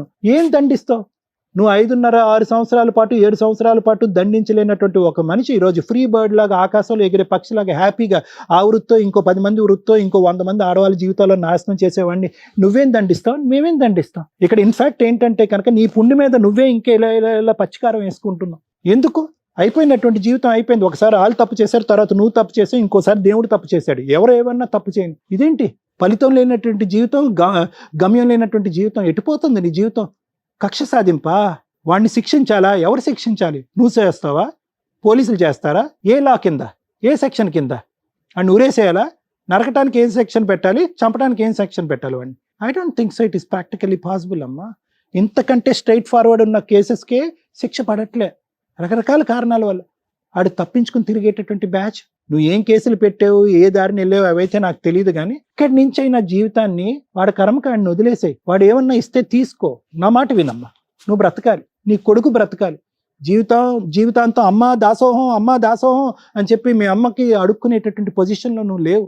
ఎక్కడో చోట నీకంటూ ఒక జీవితం ఉంది, నీకంటూ ఒక వ్యక్తిత్వం ఉంది. అట్లీస్ట్ ఇప్పటికైనా అది బ్రతకమని చెప్తున్నాను. ఈ పగలు, ప్రతీకారాలు, శిక్షించటాలు, వాడికి శిక్ష పట్టాలి, ఇవన్నీ వేస్ట్, ఇవన్నీ వర్కౌట్ అవ్వో. కాదు సార్, నాది నా బాధ. అమ్మ బాధ అయినా దేన్నైనా, ఆడపిల్లకి అన్యాయం తప్ప న్యాయం జరగదు సార్. ప్రూఫ్. అమ్మ ఆ ఆడపిల్లల్ని అందులోకి తోసింది ఎవరు, వెళ్ళింది ఎవరు? ఒక 10 సంవత్సరాల ఆడపిల్లకి పెళ్లి చేసింది ఎవరు? ఆడొచ్చి చెప్పాడు ఆ 10 సంవత్సరాలప్పుడు నిన్ను పెళ్లి చేసుకోమని. ఎందుకమ్మా ఈ మాటలన్నీ? ఎక్కడ వర్కౌట్ అవుతుంది ఇవి? These are not going to work. These are helpless situation. మనం వెళ్ళాం నడుచుకుంటూ అందులోకి, ఆ కుంపట్లోకి. నేను ఒకటే చెప్తున్నానమ్మా, బలవంతంగా వాట్ ఎవర్ ఇట్ ఈస్, బయటికి పారిపోవటానికి 1,00,000 అవకాశాలు ఉన్నాయి తల్లి నీకు. అదేమి జైలు కాదు, అదేమి అండమాన్ నికోబార్లో ఉండేటటువంటి ఒక మారుమూల ప్రాంతంలో ఉండేటటువంటి ఒక జైలు కాదు. పట్టపగలు అడిబొడ్డున జరిగింది ఇది. తలుపు తీసి పారిపోవటానికి 2 నిమిషాలు. ఎందుకు అన్నిసార్లు వాడికి ఛాన్స్ ఇచ్చావు? ఎందుకు క్షమించావు? ఒకసారి ఇచ్చావు, 2 సార్లు ఇస్తావా, 3 సార్లు ఇస్తావా? వాళ్ళు పరుగు పొద్దు, వీళ్ళు పరుగు పొద్దు అని చెప్పి నీ జీవితాన్ని నాశనం చేసుకుంటావా? ఈ రోజు పగ తీర్చుకోవాలా? పగ, కోపం కాదమ్మా. ఏదన్నా నువ్వు ఇక్కడ కూర్చోటానికి ప్రధానమైన కారణం వాడిని శిక్షించాలని. I don't think so it is going to work. ఆయన శిక్షించేటటువంటి ప్రయత్నంలో నీ జీవితానికి ఉన్నటువంటి ఒక 60-70 సంవత్సరాలకి జీవితాంతం నువ్వు శిక్ష వేసుకుంటున్నావు. నీ కొడుక్కి శిక్ష వేస్తున్నావు, మీ తల్లికి శిక్ష వేస్తున్నావు. ఒక్కసారమ్మా ఆలోచించుకో. ఫైట్ చేయాలంటే చెయ్యొచ్చు, కానీ దానికి కూడా ఒక ఆది మధ్య అంతం ఉంటుంది. ఇంతవరకు ఫైట్ చేస్తేనే వర్కౌట్ అవ్వదు. వాడి కర్మకాడిని వదిలేద్దాం. ఎక్కడో చోట ఒక point. Thank you madam. First time నాకు భయం వేస్తుంది మాట్లాడాలంటే. 12 years నుంచి చూస్తున్నారు రమ్య గారిని. అడ్వకేట్స్ మోసం చేశారు, కోర్టులో న్యాయం జరగలేదు, పోలీసులు న్యాయం చేయలేదు. ఈ షో మీద మీకు ధైర్యాన్ని క్రియేట్ చేస్తాం, కౌన్సిలింగ్ ఇస్తాం, లీగల్గా ఎలా వెళ్తే బెటర్ అని చెప్తాం. అన్నిటికీ వచ్చి మేము న్యాయ పోరాటం చేయలేం. నా వాయిసే తగ్గిపోయింది, అబ్జర్వ్ చేయండి. మసిపూసి మారేడుకాయలాగా నేను మాట్లాడను. ఇక్కడికి వచ్చిన వాళ్ళందరికీ ఓదార్పు యాత్ర కొన్ని సందర్భాల్లోనే ఇస్తాను తప్ప, కొన్ని డేంజర్ కేసులు అని అనిపించినప్పుడు ఎంత మాట్లాడాలో అంతే మాట్లాడితే నాకు బెటర్. ఎందుకంటే మాట్లాడేసి చేతులు దులుపుకోవడానికి నా ప్రొఫెషన్ అది కాదు. మేడం, నా రిక్వెస్ట్ వాళ్ళ బ్రదర్ని ఒకసారి పిలిస్తే ప్లీజ్. మా ఎపిసోడ్లు చూసే వాళ్ళందరికీ రిక్వెస్ట్ అండి, ఈ స్టేజీ మీద మా అర్హత, మా తాహత, మా టాలెంట్ ఎంతో దానికి మించి చేస్తూ ఉంటాం. లా అండ్ ఆర్డర్ మా చేతిలో లేదు, పనిష్మెంట్స్ మా చేతిలో లేవు. సైకలాజికల్ డిప్రెషన్స్ తోటి ఎక్కడెక్కడో ఏదో ఊహించుకొని ఆఫీసుల దగ్గరికి రావడం కానీ, సుమన్ టీవీ దగ్గరికి రావడం కానీ, వేరే ఛానల్స్ దగ్గరికి వెళ్ళడం కానీ, మేము అక్కడ ఉంటామని అనుకోవడం అపోహ మాత్రమే. మాకుండే బిజీలో మేము ఇక్కడ ఇచ్చే సోషల్ సర్వీస్ అనేది మా వరకు. ప్రొఫెషన్ వరకు వెళ్తే మా ప్రొఫెషన్ మాకుంది. ప్లీజ్ అర్థం చేసుకోండి. ఆ స్టేజ్ ఒకటి దొరికింది, స్టేజ్ దగ్గరికి వెళ్ళిపోతే సార్ ఏదో చేస్తారు, రమ్య గారు ఏదో చేస్తారు. ప్లీజ్ మా పెయిన్ కూడా అర్థం చేసుకోండి అని నా రిక్వెస్ట్. ఇంత ఓవర్ ఎక్స్పెక్టేషన్స్ వద్దు. మేము మనుషులమేనండి. ఒక అమ్మాయి నన్ను నీడిల్ మీద నుంచో పెట్టింది ఈరోజు, తెలుసా? ఈ ఎపిసోడ్లో మీకు అర్థమవుతుందా? ఆ అమ్మాయికి న్యాయం జరగలేదని 1 year బ్యాక్ సూసైడ్ అటెంప్ట్ చేసింది. ఆ అమ్మాయికి ఉన్న ఫైనల్ ఆప్షన్ ఇక్కడ స్టేజ్ మీదకి వస్తే రమ్య గారు వచ్చి సర్వీస్ చేసి వాళ్ళు తోలు తీస్తారు. చేయలేరు రమ్య గారు, ఎందుకంటే కోర్టుకు కావాల్సింది ఎవిడెన్స్లు. రమ్య గారు బిలీవ్ చేయాలి. ఇప్పుడు నేను ఏ ఒక్కటి మాట్లాడి, మీ అందరికీ తెలుసు నేను నిజం మాట్లాడతానని. నిజం మాట్లాడినప్పుడు చాలా డేంజర్ అవుతుంది కొన్ని కేసుల్లో. అలాంటిది ఈ కేసు నీడిల్కి సంబంధించి. సార్, మిమ్మల్ని రిక్వెస్ట్ చేస్తున్నా, మీరు ఇందాక అడగగానే అన్నారు మీరు ఏదో చేస్తారని ఇక్కడికి వచ్చాం మేడం, ఎందుకంటే మీ ఎక్స్పెక్టేషన్ కరెక్టే. యాజ్ ఏ అడ్వకేట్గా నేను వచ్చి తనకి సంబంధించి ప్రాపర్ సెక్షన్స్ తోటి కేసులు వేయొచ్చు. ఏ అడ్వకేట్ అన్న వేయొచ్చు, రమ్య గారే వేయాల్సిన అవసరం లేదు. విజయవాడ దాకా వచ్చి మేము వేయడం కాదు. ఒక్క ఎవిడెన్స్ కూడా లేదు. ఇప్పుడు దాకా సార్ మాట్లాడింది తనకు ఒక కౌన్సిలింగ్ లాగా. తను లాస్ట్ వర్డ్ కూడా నా పెయిన్ అర్థం చేసుకోరా సార్, నాకు ఎంత కష్టం వచ్చిందంటే, పెయిన్కి నాకే సంబంధం లేదు సార్. ఒక ఎపిసోడ్కి అంతసేపు మాట్లాడాల్సిన అవసరమే లేదు. ఎందుకు మాట్లాడారంటే ఆ అమ్మాయి పెయిన్ తగ్గించడం కోసం. నేను మాట్లాడితే నిజాలు మాట్లాడతాం మళ్ళీ. అప్పుడు మళ్ళీ వెళ్ళి సూసైడ్ అటెంప్ట్ చేస్తే సుమన్ టీవీకి వెళ్ళాము, న్యాయం జరగలేదు అంటే యాక్సెప్ట్ చేయలేము. ప్లీజ్ మా బాధ అర్థం చేసుకోండి. మిమ్మల్ని రిక్వెస్ట్ చేస్తున్నాను. ఆ అమ్మాయికి చట్ట ప్రకారం ఒక వైఫ్ అండ్ హస్బెండ్కి ఏం కేసులు ఉన్నాయో అవే వర్కౌట్ అవుతాయి తప్ప వేరే మీరు ఎక్స్పెక్ట్ చేసేవి వర్కౌట్ అవ్వవు. కనీసం ఇది నేను చెప్పాలని. వాళ్ళ దగ్గరికి వెళ్ళినా న్యాయం జరగలేదని ప్రతిసారి అనకండి, అనుకోకండి. ఎంత చేయగలమో అంతే చేస్తామని చెప్పడానికే ఫస్ట్ టైం నేను చాలా ఇబ్బంది పడుతున్నాను ఒక ఎపిసోడ్ కంప్లీట్ చేయడానికి. మిమ్మల్ని రిక్వెస్ట్ చేయగలను ఈ స్టేజ్ మీద, ఎందుకంటే నేను చెప్పే బాధ అమ్మాయికి అర్థమవుతుందో లేదో నాకు తెలియట్లే. ప్లీజ్ మీరు బయలుదేరవచ్చు. నేను కంటిన్యూ చేయాలంటే అమ్మాయి ఉండగా నేను మాట్లాడలేదు. నాన్న థ్యాంక్ యూ. చాలా ఎపిసోడ్స్ మీరు చూసే ఉంటారు, సైకలాజికల్ డిప్రెషన్స్తో కానీ ఇక్కడేదో జరిగిద్దని వస్తూ ఉంటారు. మీరు చాలా ఎపిసోడ్స్ చూస్తే మీకు మేము కట్ చేసి చాలా వరకు ఎడిట్ చేసి పంపిస్తూ టెలికాస్ట్ చేస్తూ ఉంటారు. ఎందుకంటే 2 hours 3 hours తీసుకుంటాయి ఒక్కోసారి. కొన్ని మీకు అపోహలాగా అనిపించవచ్చు, ఫేక్ అనిపించవచ్చు. ఫేకే అనిపించినవ్వండి, ఎందుకంటే వాళ్ళ ఆ అమ్మాయి ఫేస్ రివీల్ చేయమన్నా కూడా మేము రివీల్ చేయాలి. ఎందుకంటే ఆవిడ చెప్పిన లిస్ట్ ఆఫ్ ఎవరైతే వాళ్ళు ఉన్నారో పెద్ద పెద్ద పేర్లు, ఒక్క ఎవిడెన్స్ లేదు. మేబీ ఆ అమ్మాయి ఆ విక్టిమ్ అయ్యి ఉండొచ్చు, మేబీ ఆ అమ్మాయి ఆ పని చేసి ఉండొచ్చు. ఎవిడెన్స్ అనేది నమ్మకానికి కొన్ని సందర్భాల్లో ఎవిడెన్స్ లేకుండా కూడా నమ్ముతాం, ఎందుకంటే మనసుకి తగిలేస్తుంది. అది ఎక్కడ పొంతం లేదు. ఒక్క మాటకి ఇదే మాట నేను ఆ అమ్మాయి ముందు మాట్లాడితే ఇప్పుడు మమ్మల్ని బ్లాక్మెయిల్ చేయడానికి సూసైడ్ అటెంప్ట్ చేస్తుంది. ఎవరు రెస్పాన్సిబుల్? మాకేం తెలుసు? ఈ ఒక్క రోజుకి ఒక్కోసారి 10 episodes 20 episodes చేస్తాం. వచ్చారా, మాట్లాడారు, ఎంత చేయగలం అంత చేసి పంపిస్తాం. ప్రతి ఒక్కళ్ళు అక్కడికి వెళ్ళాము న్యాయం జరగలేదంటే మా తాహత ఎంతో అంతే చేస్తాం. అక్కడికి వెళ్ళినాక న్యాయం కొంతమందికి ఏది వచ్చి సర్వీస్ చేస్తారు అంటే అవి రియల్గా మేము ఫీల్ అవుతాం. అరే ఈ అమ్మాయికి నేను వెళ్ళాలి, ఈ అబ్బాయికి నేను వెళ్ళాలి అని వాళ్ళకి న్యాయం చేయడం కోసం మా వంతు ప్రయత్నం సుమన్ టీవీ నుంచి మేము చేయడానికి పూనుకుంటాం. ఇక్కడ ఏముంది ఎవిడెన్స్? ఒక్క ఎవిడెన్స్ ఉందా? డొమెస్టిక్ వైలెన్స్ క్లియర్గా ఉంది. ఒక హస్బెండ్ వైఫ్ మధ్య జరిగిన గొడవలు, దానికి సంబంధించి ఫొటోస్ ఉన్నాయి. ఆ అబ్బాయి మీద 498 కేసు రిజిస్టర్ అవుతుంది. పోలీసులకి ఏం పని లేదా? ఇంత విక్టిమ్ లిస్టు వాళ్ళకి దొరికితే ఈవిడ చెప్పిన పేర్లకి టైం పాస్కి కేసు వేసినా వాళ్ళకి మీకు అర్థమవుతుంది ఏం జరిగిద్దాం. అది కూడా వాళ్ళు వేయలేదంటే సిచ్యుయేషన్ ఏంటని అర్థమైందిగా. సైకలాజికల్గా ఆ అమ్మాయి చాలా డిప్రెషన్లో ఉంది. ఈ మాట అమ్మాయి ముందు మేము చెప్పలేం. ఒక కొడుకు 21 yearsకి వచ్చేసిన కొడుకు అమ్మ సూసైడ్ చేసుకుందని పక్కింటోళ్ళకి ఎదిరింటోళ్ళకి, వాళ్ళ అమ్మ ఆల్రెడీ డబ్బులు ఇస్తుంది, మళ్ళీ అమ్మకి తెలియదు ఈ విషయం. అక్క ఆల్రెడీ చూసుకుంటుంది, అక్కకి తెలియదు.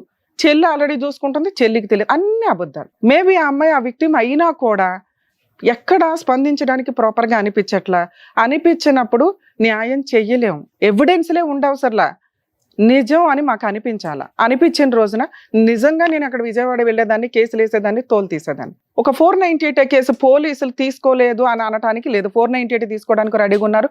ఆ అబ్బాయి డైవర్స్ ఇచ్చేసి పెళ్లి చేసుకోవడానికి, విడాకులు తీసుకోవడానికి రెడీగా ఉన్నాడు. అంటే ఒక వైఫ్ అండ్ హస్బెండ్ కేసు ఎట్లా ఉంటుందో సేమ్ అంతే ఉంది ఈ కేసులో.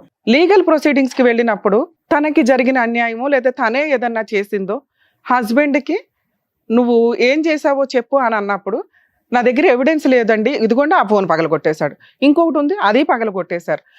మేబీ అలా పగలగొట్టేసినప్పుడు ఈమె ఆల్రెడీ ఫస్ట్ 6 monthsలో జరిగిన దానికి ఒక 1 year గ్యాప్ తీసుకుని మళ్ళీ అదే ఇన్సిడెంట్లోకి వెళ్ళింది. తను చెప్పిన వర్షనే మాట్లాడదాం. 2 years మళ్ళీ అదే రోజు తన్నులు తినటం, వెళ్ళటం, పడుకోవడం, డబ్బు సంపాదించడం, డబ్బంతా ఆయనే తీసుకుంటాడు. 200 కూడా వాళ్ళ అబ్బాయికి ఇప్పించడు, ఇవ్వనివ్వడు. అంత నరకం పడుతున్నప్పుడు రెడీ హ్యాండెడ్గా పట్టించవచ్చు, చెయ్యలే.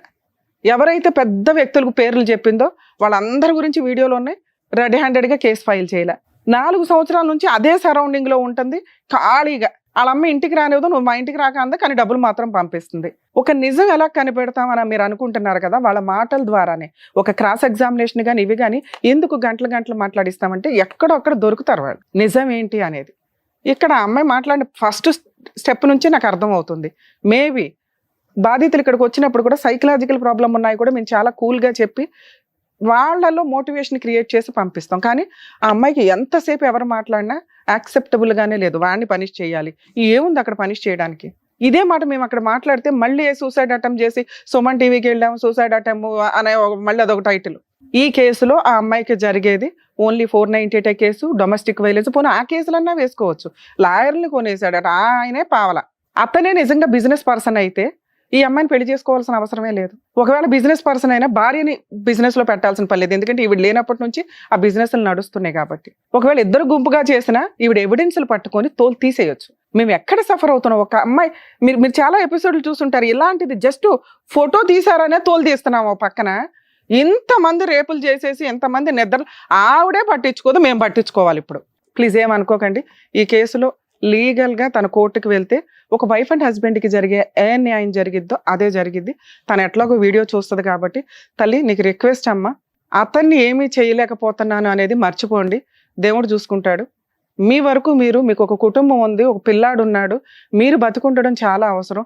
టైం పాస్కి మీరు సూసైడ్ అటెంప్ట్స్ చేసుకుంటూ కూర్చుంటే కుదరదు. ఈ రోజున చూస్తున్నాం, రీసెంట్గా ఒక ఆమె పాపం బట్టలు ఇప్పేసుకొని వెళ్ళిపోయి సూసైడ్ అటెంప్ట్ చేసేసుకొని, ఎంత వర్క్ స్ట్రెస్, లేకపోతే ఏంటి, మాట్లాడుకోవడానికి మనుషులు దొరకట్లేదా మీకు? సూసైడ్ టెండెన్సీ వస్తుంటే ఖచ్చితంగా ఎవరో ఒకరితో మీరు షేర్ చేసుకోండి, మాట్లాడండి, సైకియాట్రిస్ట్ని కలవండి, కౌన్సిలింగ్లు తీసుకోండి.